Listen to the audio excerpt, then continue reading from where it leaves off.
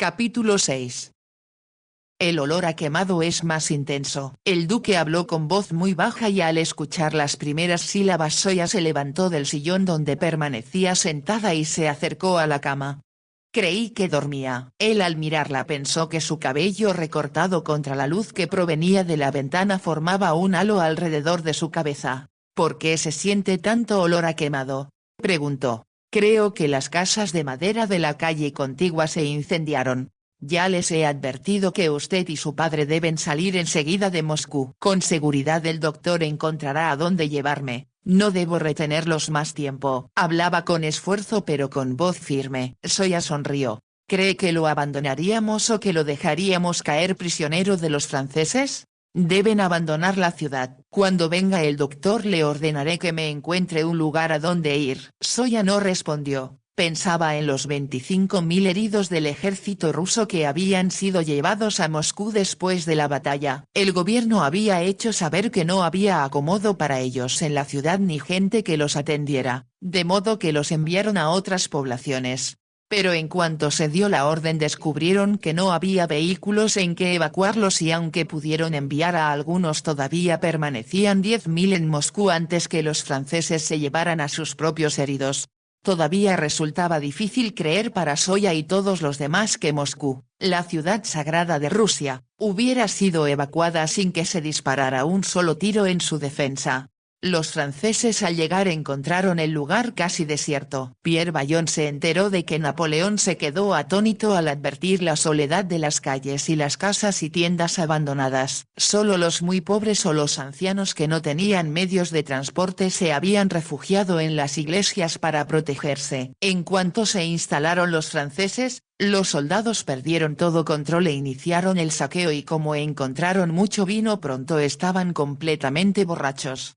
Las casas de madera se incendiaron pero nadie sabía si se trataba de un acto deliberado de los rusos o de un accidente. Por boca de Jacques, Soya se había enterado de que extensas partes de la ciudad ya estaban en ruinas, y que la situación era peor porque en su huida los rusos se habían llevado los carros de bomberos y los caballos. En la quietud de la noche Soya podía escuchar a la distancia cómo se derrumbaban los muros y oía los gritos excitados de los soldados. Todo el día olía a humo que se elevaba al cielo en una nube negra. Ella sabía que su padre temía que algo pudiera sucederles y los informes que llevaba Jacques eran cada vez más descorazonadores y deprimentes. «Debo sacarte de aquí», dijo Pierre Bayon cientos de veces a su hija. «Pero aunque pudiéramos escapar, ¿cómo íbamos a dejar al duque papá?». La noche anterior, cuando tuvieron de nuevo esa discusión, Pierre Bayon había ordenado tajante: «Recoge todo lo que sea de vital importancia». «¿Qué piensas hacer papá?». «Alejarte de aquí antes de que quemen la casa con nosotros adentro, o lo que es peor aún que los soldados entren para saquearla». Soya notó el temor que reflejaba su voz, comprendió que no se sentía así por sí mismo, sino por ella. «Me iré contigo papá pero debemos llevarnos al duque con nosotros». Su padre no había contestado nada. Esta mañana cuando salió de la casa le dijo después de besarla: «Mantengan la puerta con cerrojo y María y tú deben estar listas para partir a la primera oportunidad». «Me llevo a Jacques conmigo para hacer unos arreglos». «¿Con quién papá?», preguntó pero él no contestó. Soya corrió el cerrojo en cuanto su padre salió. Parecía mentira que después de que el general Kutuzov dijo que defendería Moscú hasta la última gota de su sangre hubiera retirado su ejército y dejara el camino libre a Napoleón para entrar en la antigua ciudad. Seguramente las enormes pérdidas que sufrieron los rusos los imposibilitaban para atacar a los franceses o defender siquiera a la ciudad. Cuando el duque recobró el conocimiento y pudo darse cuenta de lo que ocurría comprendió que Sir Robert Wilson había estado en lo cierto. Fueron 43.000 los muertos o heridos rusos y 30.000 franceses. El informe de la gran victoria que el general Kutuzov había enviado con tanta premura al zar se convirtió en un triunfo inútil cuando se evacuó Moscú. Como era francés Pierre Bayon comprendió la terrible desilusión de Napoleón al entrar en la ciudad. «¿Qué hará ahora el emperador papá?». «Estoy seguro de que espera que el zar solicite un armisticio». Soya repitió al duque esa conversación y él comentó: «Creo que la pérdida de Moscú tendrá un efecto terrible en el zar y en el pueblo ruso». «¿Qué quiere decir con eso?». Tengo la sensación de que se cerrará la mecha entre los nobles y los campesinos, al menos por el momento, y el zar, fortalecido por el profundo fervor religioso que lo posee, se negará a negociar. ¿Qué lo hace sentirse tan seguro de que eso sucederá? Desde que la conocí siento que poseo un sexto sentido que nunca antes utilicé. Supe que lo tenía cuando me escuchó tocar y comprendió lo que papá quiso manifestar al componer esa música. Ya no me comprendo a mí mismo. El duque cerró los ojos como si estuviera demasiado agotado para proseguir la conversación. Durante los primeros 3 días había estado muy enfermo y sufrió, como dijera María, una fiebre muy alta. Ella y Jacques le refrescaban con frecuencia la frente con una esponja empapada en vinagre y aunque no lo mencionaba delante de Zoya, María por momentos pensó que no podrían hacer nada por salvarle la vida. Pero el duque sobrevivió, y el doctor lo atribuyó a su excelente condición física. «Es un joven muy fuerte», exclamó con satisfacción. Zoya sin embargo estaba segura de que ello se debía a la fuerza vital que ella le transmitió cuando estaba sola con él. «Debes ponerte bien», le decía mientras él permanecía inconsciente. «El mundo te necesita. Tienes mucho por hacer. Regresa desde donde estés». Sentía como si su espíritu llamara al del duque y conforme recuperó las fuerzas día a día estuvo segura de que lo fortalecía y sostenía de una forma de la cual se habría reído la ciencia médica. Ahora ya estaba mejor, pero todavía muy débil, y ella se preguntaba si podría resistir un largo viaje en el caso de que su padre pudiera arreglar que se fuera con ellos. Sabía el intenso odio que Napoleón sentía por los ingleses, quienes habían frustrado tantos de sus intentos guerreros. Sentía inconcebible dejar al duque prisionero de los franceses. Él parecía dormido cuando Zoya escuchó que llamaban a la puerta y supuso que su padre y Jacques habían regresado. Cuando bajó y vio que María les había abierto la puerta, corrió hacia su padre y lo abrazó, ya que cada vez que salía temía que algo le sucediera. «Tengo buenas noticias», exclamó Pierre Vallon. «¿Cuáles son?» «El propio emperador me dio un salvoconducto, y además me ofreció una escolta que nos acompañará hasta que salgamos de la ciudad». Zoya no dijo nada. Esperó y su padre añadió con una leve sonrisa. «El permiso nos incluye a mí, a ti, a María, Jacques y a un músico de mi orquesta que por supuesto será el duque que resultó herido al caerse una casa incendiada». Zoya lanzó una exclamación de profundo alivio. «Oh papá, ¿cómo lo lograste?». «Solicité una entrevista con el emperador, quien se acordaba de mí ya que nos conocimos cuando dirigí en París». Le expliqué la situación en que me encontraba porque tú estabas conmigo y él comprendió mi inquietud aunque comentó que le habría gustado que me quedara y tocara para él. Pierre Vallon hizo una pausa y después prosiguió diciendo. Respondí al emperador que esperaba hacerlo en una ocasión más propicia y al despedirnos me dijo que la ópera de París me espera. Eso fue un gran halago papá. ¿Cómo nos iremos? Jacques por fortuna logró mantener ocultos los caballos y 2 carruajes. Lo más seguro será partir al amanecer. Aunque el emperador nos prometió escolta a esa hora no nos encontraremos con los grupos de saqueadores que atacan a quienes andan por las calles. Pierre Vallon recordó los horrendos espectáculos que había presenciado cuando se dirigía hacia el Kremlin acompañado de Jacques. Por donde quiera que miraban había soldados franceses que saqueaban las casas y que se llevaban no solo dinero y joyas sino ropa y mantelería. También robaban a la gente que caminaba por las calles. Les quitaban la ropa y si se resistían los golpeaban con salvaje saña. Se enteraron de que saqueaban hasta las iglesias y de que atacaban a todas las mujeres excepto a las muy ancianas. Y aunque Pierre Vallon no lo había comentado, las llamas que asolaban la ciudad ya se acercaban peligrosamente a su casa. Zoya subió a ver al duque y lo encontró despierto. ¿Tiene alguna noticia?, le preguntó al verla acercarse. Ella no preguntó cómo lo sabía pues ya se había dado cuenta de que él adivinaba lo que pensaba como lo hiciera cuando tocaba el piano. Partimos mañana al amanecer. Papá obtuvo un salvoconducto del emperador Bonaparte y nos escoltarán los soldados. ¿Usted vendrá también? ¿Así que visitó al emperador? Sí, y él se acordó de mi padre. Con una sonrisa el duque comentó. ¿Quién podría olvidar a Pierre Vallon? Zoya deseó preguntarle si se olvidaría de ella cuando se aliviara, pero no se atrevió. ¿A dónde iremos? inquirió él. Olvidé preguntárselo a papá.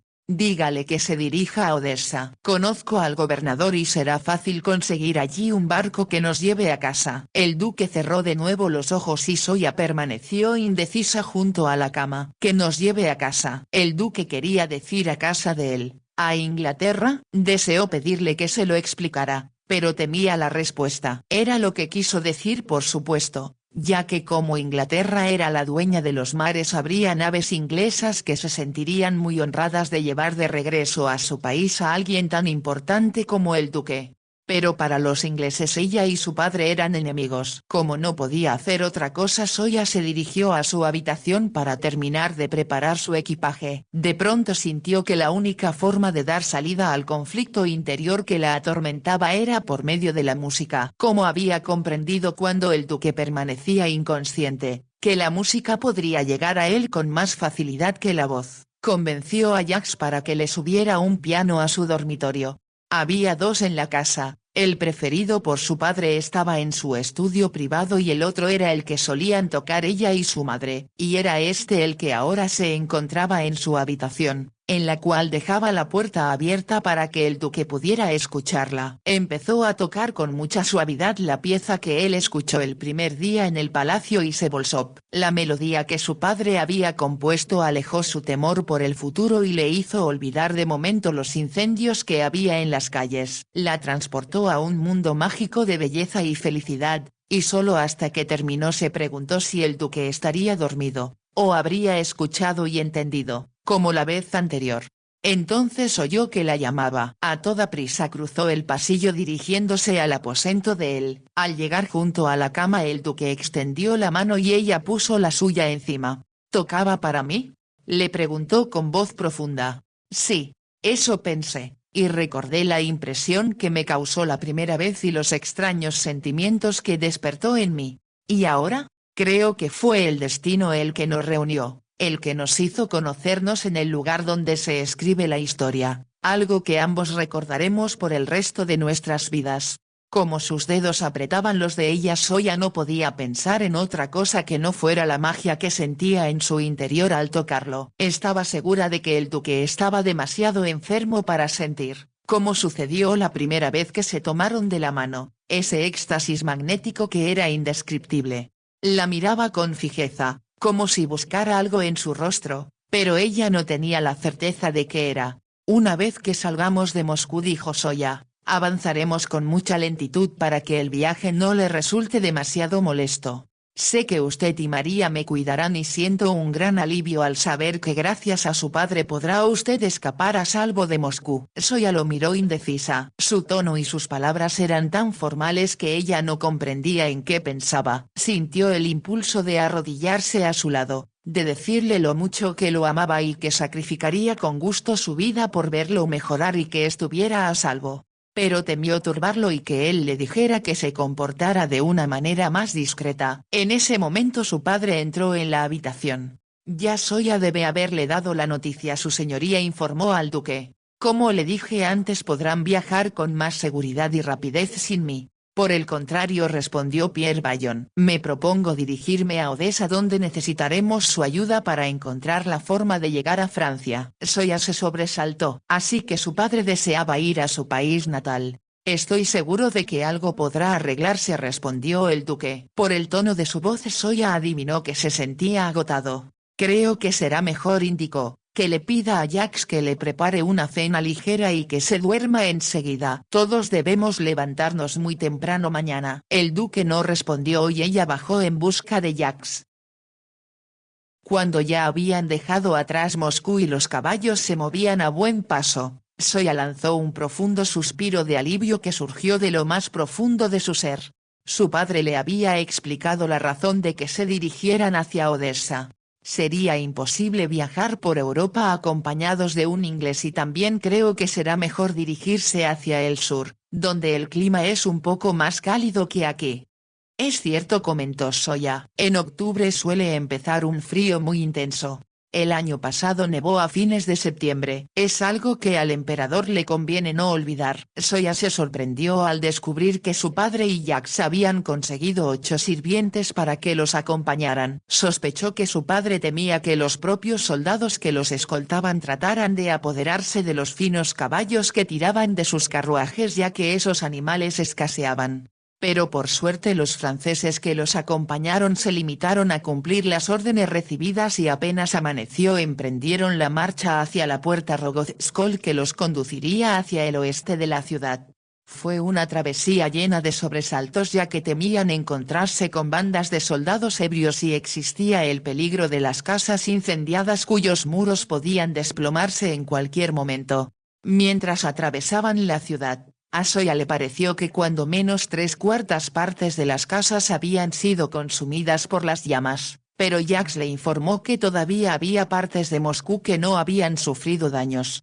No obstante, a veces casi podía sentir el calor de las llamas en la cara, y cuando llegaron al puente que cruzaba el río su padre miró hacia atrás con una expresión que la hizo preguntarle: ¿Qué te perturbó tanto, papá? El gran teatro se incendió anoche. Oh papá, cuánto lo lamento. No me sorprendió, estaba construido con madera. Aunque su voz casi no expresaba ninguna emoción, ella sabía lo mucho que le afectaba. Pensaba de nuevo en su esposa muerta y en lo complacida que se mostró cuando llegaron a Moscú, donde el teatro les pareció el lugar ideal para que él organizara la gran orquesta que siempre deseara. Para levantarle el ánimo, Sóya trató de que su voz sonara animada y feliz al decir: iniciamos un nuevo capítulo de nuestras vidas, papá, y tengo la sensación de que será muy interesante. Su padre no contestó y ella no pudo evitar recordar que para ella no sería así. Pero en ese momento lo único que importaba era que el duque estuviera a salvo y que todavía la necesitaba. Jax le había improvisado una cama a su señoría en uno de los carruajes, poniendo una tabla entre los 2 asientos opuestos y arriba un grueso y cómodo colchón. Con la ayuda de 2 sirvientes bajaron al duque y lo acostaron en el improvisado lecho. A pesar del cuidado que tuvieron, Sóya se dio cuenta de que el duque sufrió intensos dolores. Lo vio apretar los labios y palidecer, pero no se quejó, limitándose a agradecer a aquellos que lo condujeron. Había espacio para que ella se sentara a su lado y su padre en el asiento de enfrente,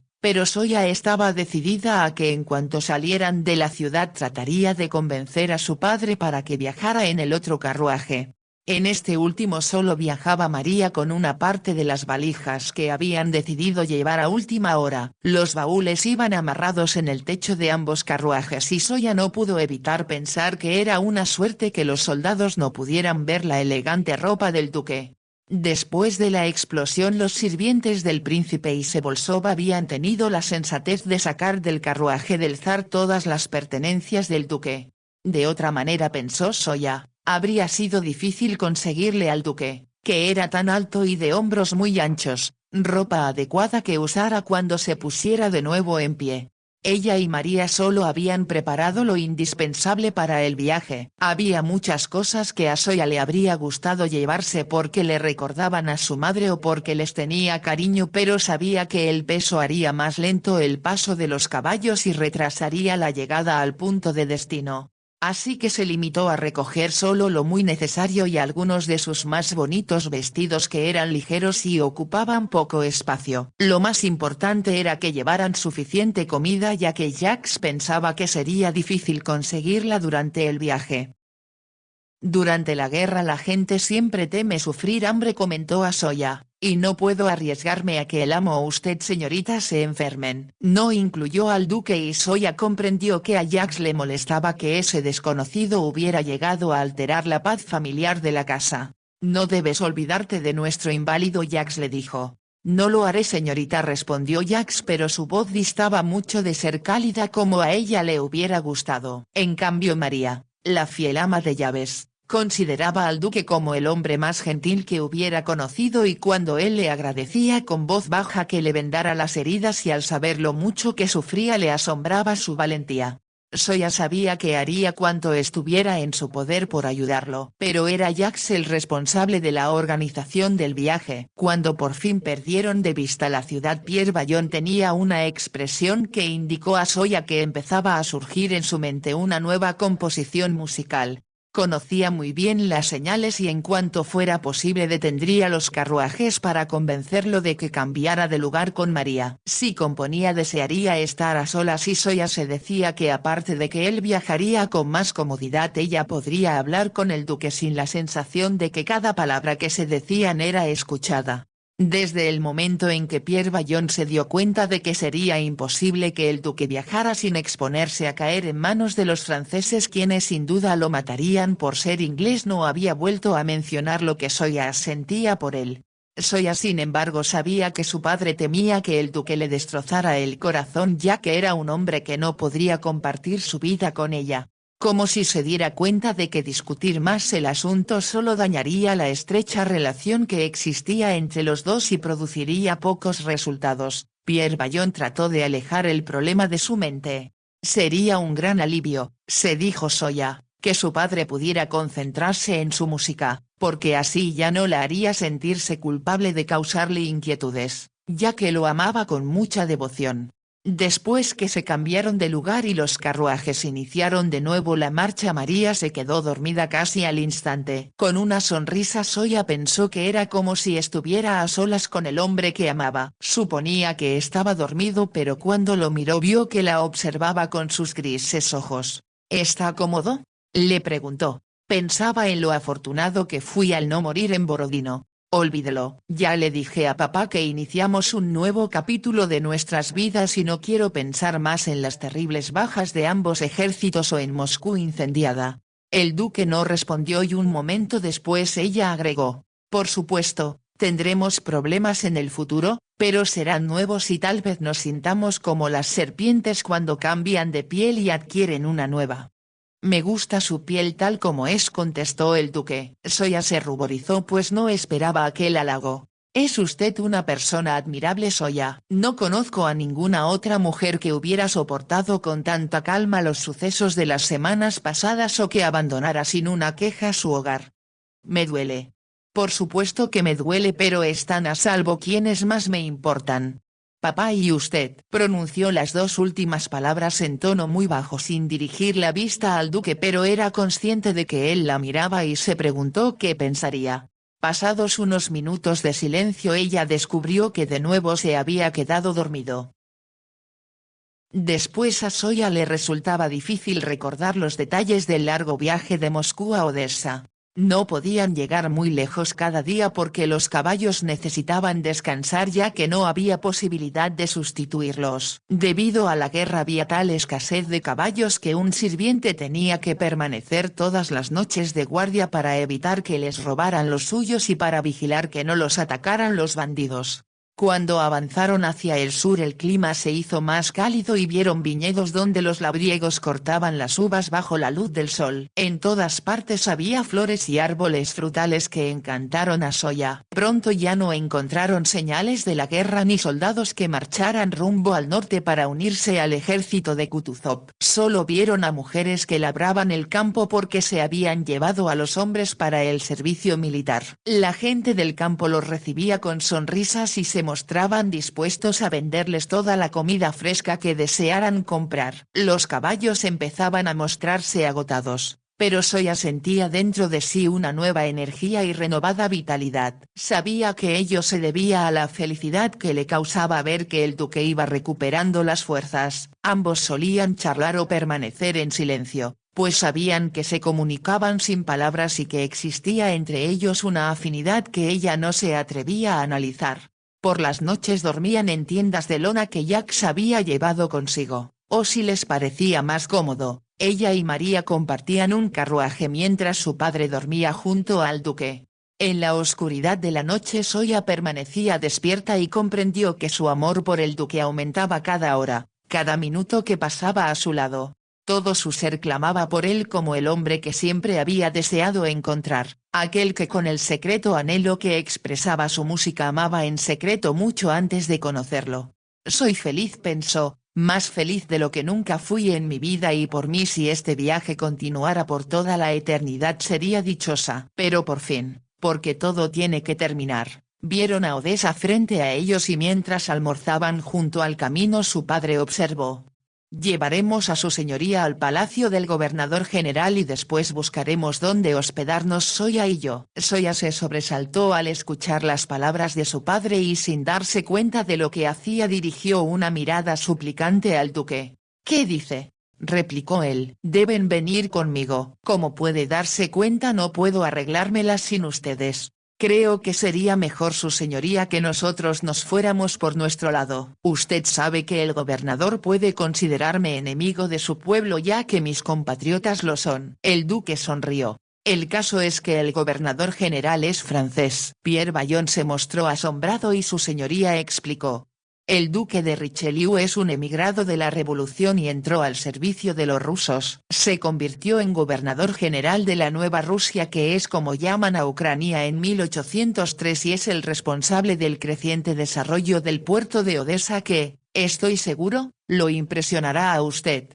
Como Pierre Vallon no se reponía de la sorpresa añadió: «Les aseguro que ambos recibirán una cálida bienvenida en el palacio». Titubeando aún el padre de Zoya respondió: «Si me asegura que no le causaremos ningún trastorno su señoría Zoya y yo nos sentiremos muy honrados al acompañarlo. También debo informarle que al gobernador le fascina la música. Hace algunos años cuando vine a Odessa llegaron a aburrirme los largos conciertos a los que me vi obligado a asistir». Pierre Vallon rió. «Eso por supuesto es una excelente recomendación. Pero yo creía su señoría que a usted le agradaba la música. Y mucho. Pero la buena. Y déjenme añadir que estoy ansioso por escuchar lo que ha compuesto durante nuestro viaje. Estaré encantado de tocarlo para usted pero requiere de una gran orquesta. Espero que el duque pueda proporcionarla». «¿Está seguro de que sus amigos nos recibirán bien?», preguntó Zoya. «Tal vez nos consideren una molestia, o no tengan espacio en el palacio para alojarnos.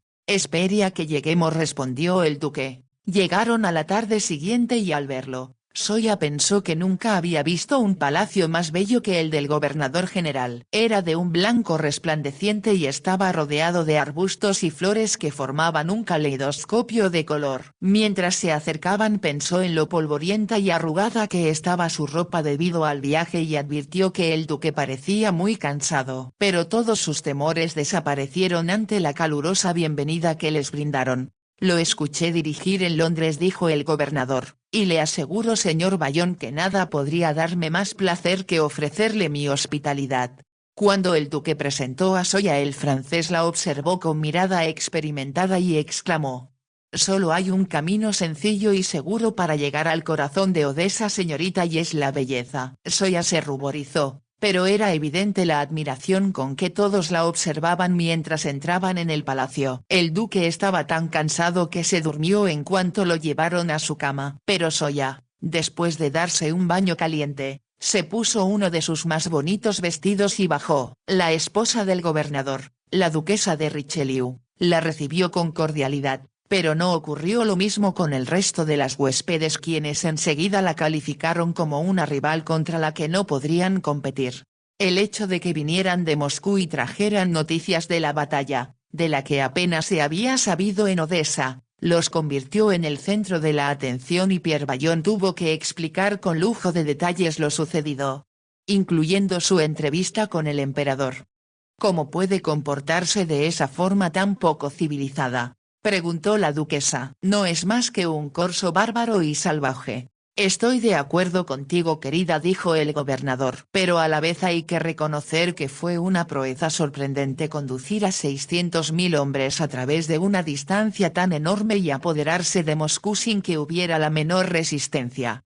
Solo espero que muera entre las llamas junto con esas preciosas casas», exclamó una de las invitadas. «Yo me proponía ir a Moscú para los bailes de invierno». «No habrá baile», respondió Pierre Vallon, «cuando los franceses se hayan marchado dudo que quede en pie algo más que el Kremlin». «¿Por qué han de irse?», preguntó la duquesa. «Tendrán que hacerlo», respondió Pierre Vallon, «ya que no hay suficiente comida y durará poco. El pueblo ruso que se oculta en las iglesias ya está a punto de la inanición. No tolero ni pensarlo, observó una de las mujeres. Solo espero que todos los franceses, todos y cada uno de esa detestable nación mueran como ratas en una trampa. Se hizo un incómodo silencio ya que en aquel momento se dio cuenta de que su anfitrión y Pierre Bayon eran franceses. Pero luego todos empezaron a hablar al mismo tiempo. En los días siguientes Zoya recibió muchas atenciones de parte de los huéspedes rusos del palacio. «Tiene ojos rusos, querida», le dijo una vieja condesa, «y sé que como su madre y su abuela sus sentimientos son muy profundos». Suspiró y agregó: «Eso es para nosotros los rusos nuestra gloria y nuestra maldición. Nos elevamos al éxtasis pero también caemos en la desesperación. No se puede tener una cosa sin la otra». «Supongo que no, señora», respondió Zoya. Para ella era una gran alegría estar con el duque, verlo, hablarle, pero se afligía al pensar que conforme mejoraba día a día se terminaba el tiempo en que estarían juntos. En cuanto él se recobró del cansancio del viaje pudo levantarse y permanecía sentado en el balcón de su dormitorio que tenía vista al jardín y al mar. Unos días después lo bajaron para que se sentara en la terraza. «Es tan hermoso este sitio», comentó Zoya. «Solo falta una cosa», respondió el duque. «¿Qué? Su música. ¿Desea que toque para usted?»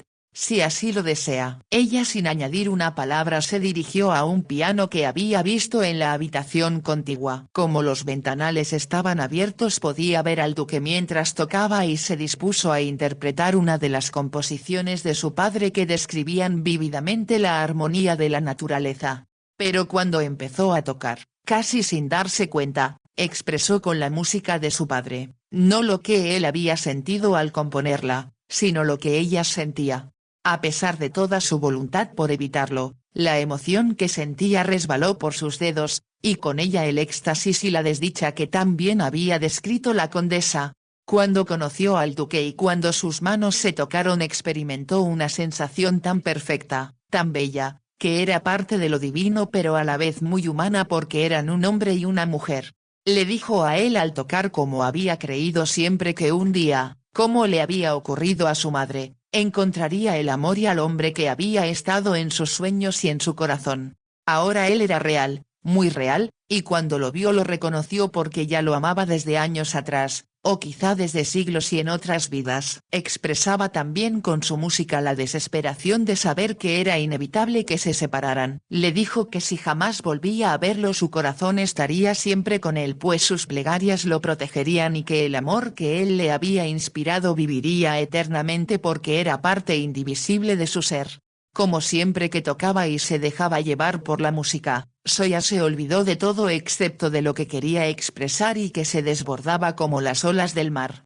Cuando terminó, porque ya no tenía más que decir, se sintió muy agotada pues había volcado todo su ser y su alma entera. Hasta entonces se percató de que había un grupo de personas que la escuchaba entre las cuales se encontraba su padre. Se sentaban en la terraza junto al duque y la escuchaban en silencio, porque nadie podía dejar de conmoverse al escucharla. Cuando Zoya volvió del mundo que había creado con su música advirtió, al mirar el rostro de su padre, que estaba profundamente conmovido pero a la vez temeroso. Consternada y turbada hasta el fondo de su alma, Zoya comprendió que se había traicionado a sí misma. Se puso de pie y sin disculparse ni dar ninguna explicación se retiró y como en un sueño cruzó los pasillos del palacio y subió al santuario de su dormitorio.